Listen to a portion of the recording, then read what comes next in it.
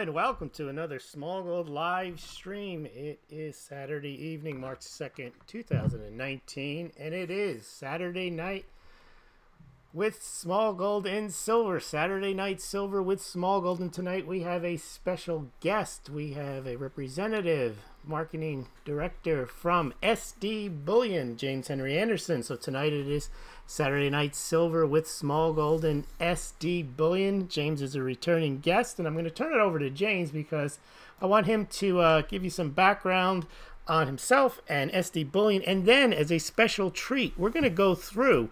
We had a question a while back to some of the Smaulgld mug stackers, silver stackers, and game changers as to what physical bullion coins, silver coins, they like the best. And we did a poll. We're going to show you that poll, and then we're going to compare it to the sales of the top bullion products at SD Bullion. So James, why don't you take it away and give us a quick introduction about yourself, what you're doing over there at SD Bullion. And by the way, tonight we're going to have a live interaction. I will take the comments as they come, so be prepared with your comments as James goes through the top 10 bullion products sold at SD Bullion.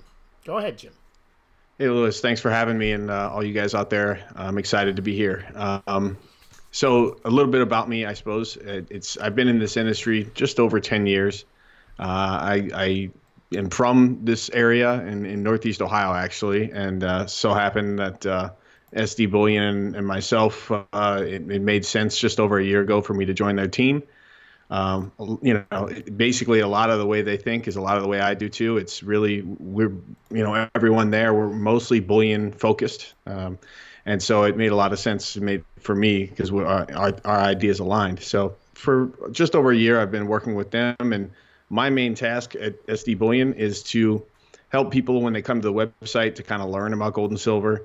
I do a lot of content marketing is what they call it. But more so than anything, it's just to get the end users, the people who want to buy bullion, to fully understand it so they make the right choices, depending on what they're after. So I guess that's a little bit about me. But tonight, I think we're going to go through a few slides. And to start, I wanted to just give you a little bit of information about IRS 1099-B reporting, and when you go to buy from a bullion dealer, what is reported and what is not, and as well, when you go to sell, what's reported and what's not, because some of the products are completely exempt in terms of if you sold them back in high quantity to a bullion dealer, they don't have to ask you for your IRS Social Security number, and yet some of them are not exempt, and some of them are, where if you sold me 1,000 ounces of, say, silver bars, I would have to ask you for your Social Security number. So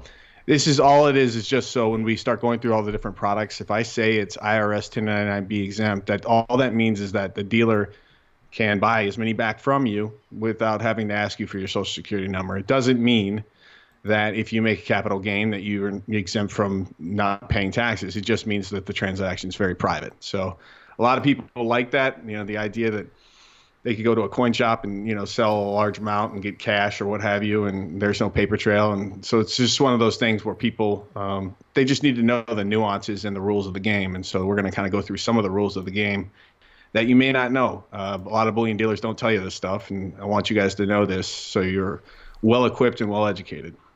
All right. Well, thank you very much, James. Is there anything else you want to cover on the payment privacy here? There's another slide Sure. we have with credit card payments, debits, all the different types of payments that you Sure. accept there. Sure. So slide one, if we have slide one open, all that is a page on our website. It's under the resources section. If you're on SD Bullion and you put your mouse over the resources section, you'll see a section called Investing Guide.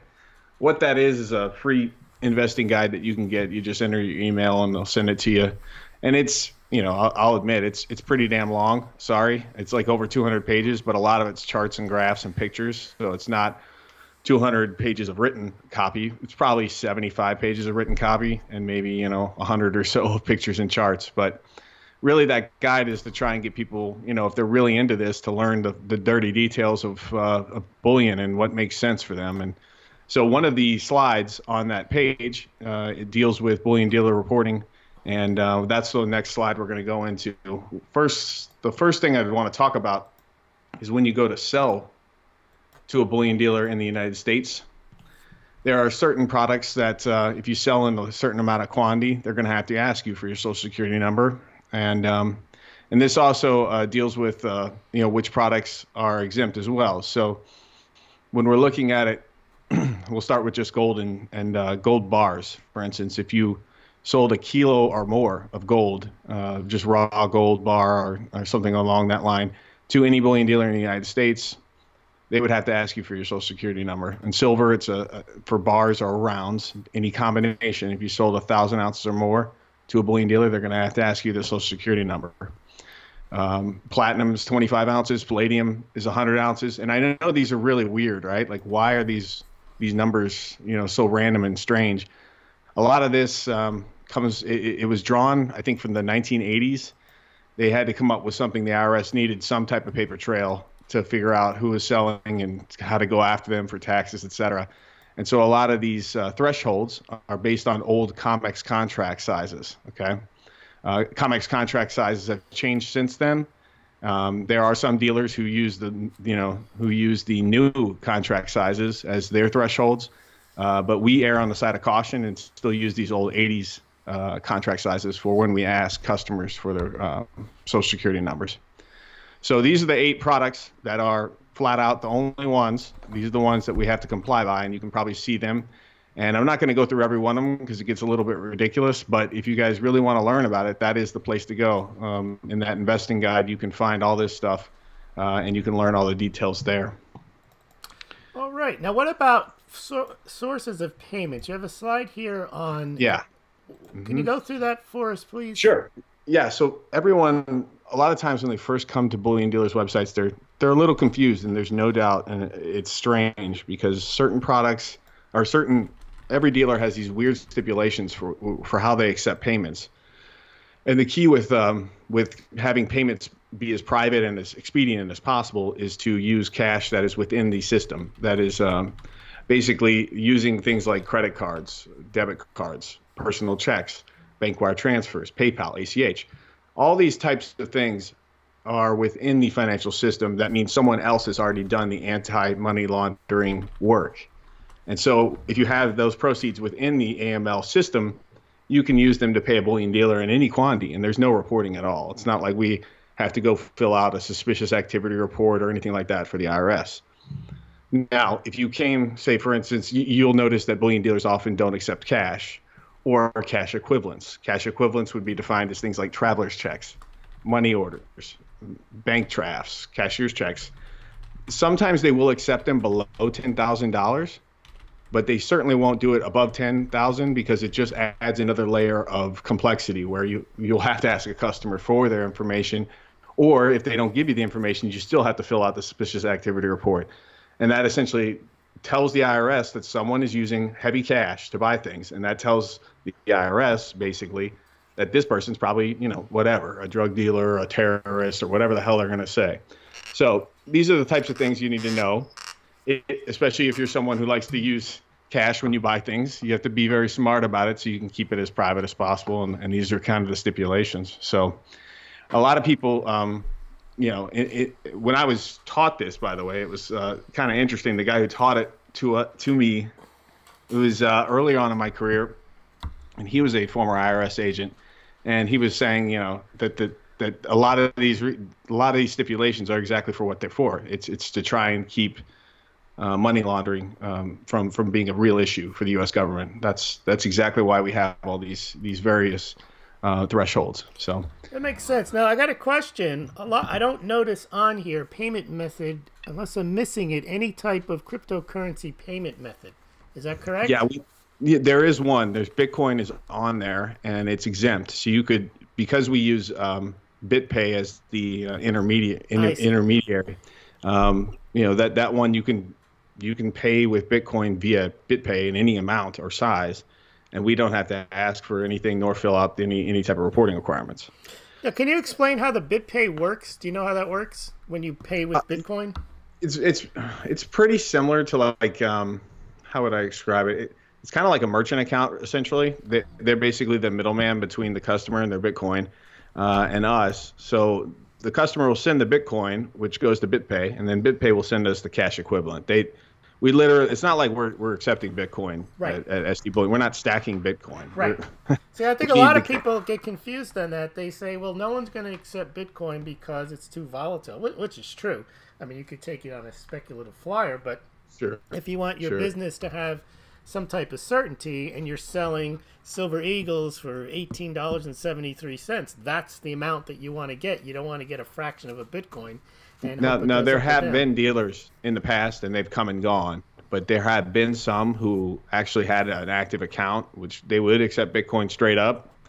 But when you do that, it opens up the window for this money laundering issue. And so that's some of the problem, is that you don't have the intermediary getting the information from the end user. And the end user, they basically need to have some information to make sure it's not money laundering. And so that's kind of where it gets a little squirrely, in the sense of, if you just start accepting Bitcoin from any old person in any quantity, you could all of a sudden have the IRS knocking on your door asking you questions. That's right. But when you accept it through BitPay, in effect, you're getting the fiat equivalent of what you have listed on your website. So That is correct. Yeah, correct. So the accounting is no different than if you had received a check or a credit card.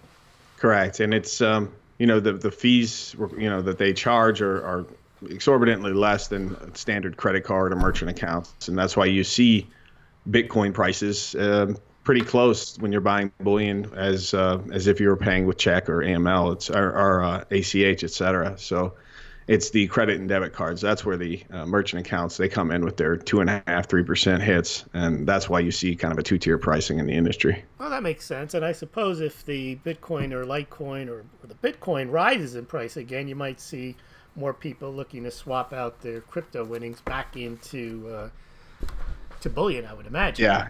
One thing that was surprising, though, was back when we had that Bitcoin price record late 2017, early 2018, was how slow the system was. I mean, you had people trying to pay with it, and it took them like a day to get the payment. I mean, yes, there were slow issues, but they've seemed to have cleared that up with a lot of new innovations to make the payments a lot quicker. But we're not here to talk about that. We're here to talk about silver. This is Saturday Night Silver with Smaulgld, SD Bullion, and James. All right, so guys, thank you very much, James, for that introduction. Sure. We had talked about a while back here on Smaulgld. Just we want to figure out what people like to buy, what they like to stack, and just ask the Smaulgld stackers here what they liked, what their favorite physical silver, if they do indeed buy it. And it turned out 30%, number one, was American Silver Eagles.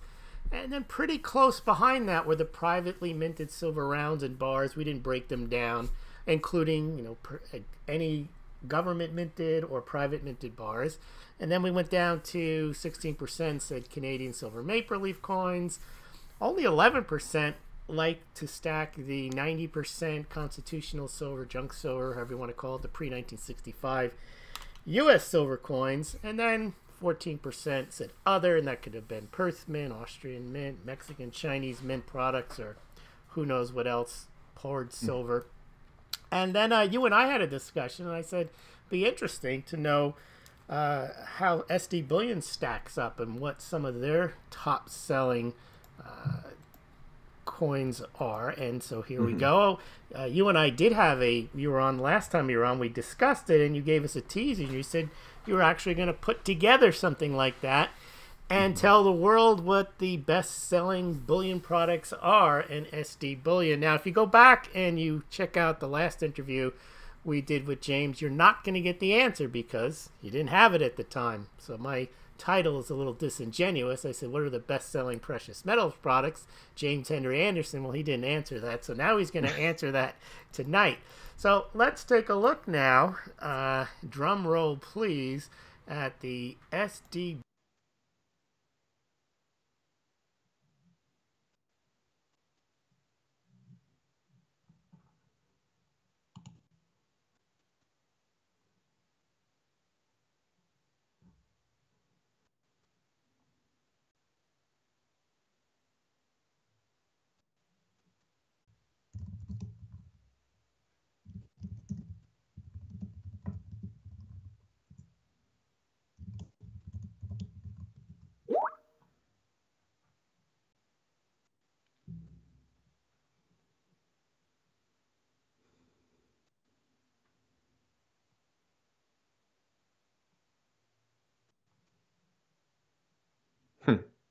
Strange. I can't hear you.